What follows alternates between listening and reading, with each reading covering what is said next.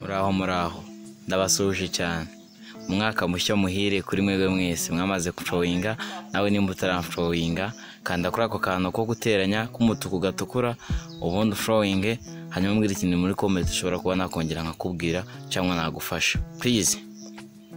Nta kintu kibabaza Imana nko gupanga kujya mu masengesho nimugoroba mbere yo kugira ngo yajye mu kabanza ukajya gusambana, warangiza ukaza kwinjira mu nzu y'Imana ukajyayo hajya mwitwaje rya jambo ryo muri Bibiliya ngo Imana ikunda umunyabyaha ikanga icyaha.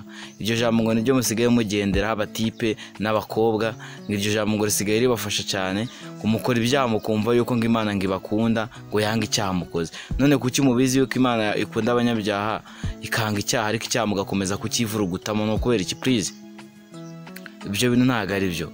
Mukorera Imana mubishaka muve mu bintu byo kugenda mukata amavene ukuntu mureke gukomeza kwasama nkawa, murasama nkawa buri kanya mukinjira mu byaha, mukanya mukajya kubyina, mukanya mukajya kuririmba, mukanya mukajya mu busambanyi. Reka kwasama nkawa, turi kumwe, reka kwasama nkawa please, mwihanire kureka.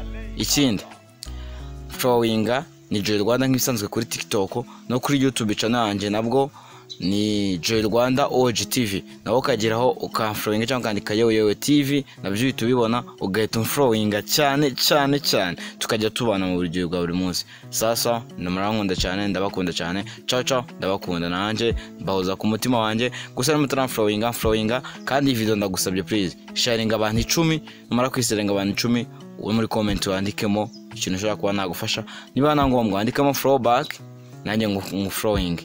Thank you.